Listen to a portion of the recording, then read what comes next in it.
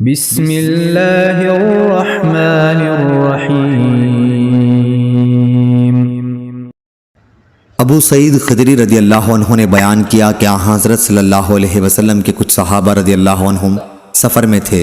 دوران سفر میں وہ عرب کے ایک قبیلے پر اترے۔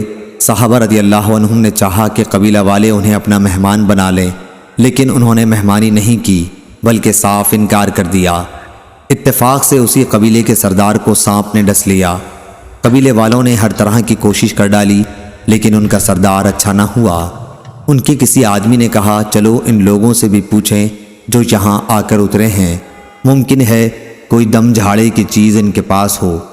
چنانچہ قبیلے والے ان کے پاس آئے اور کہا کہ بھائیو، ہمارے سردار کو سانپ نے ڈس لیا ہے، اس کے لیے ہم نے ہر قسم کی کوشش کر ڈالی لیکن کچھ فائدہ نہ ہوا، کیا تمہارے پاس کوئی چیز دم کرنے کی ہے؟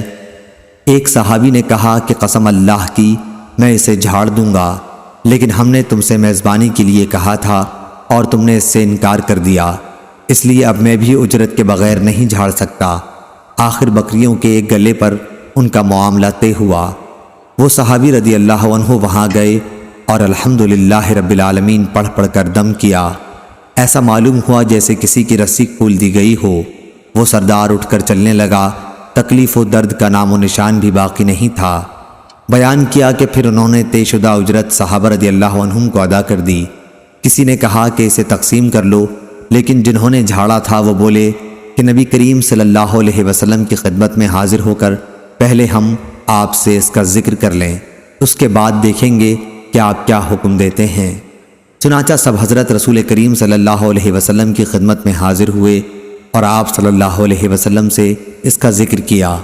آپ صلی اللہ علیہ وسلم نے فرمایا یہ تم کو کیسے معلوم ہوا کہ سورہ فاتحہ بھی ایک رقیہ ہے؟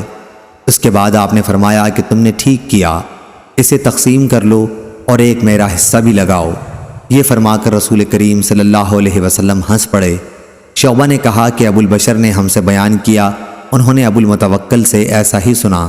صحیح بخاری حدیث نمبر 2276۔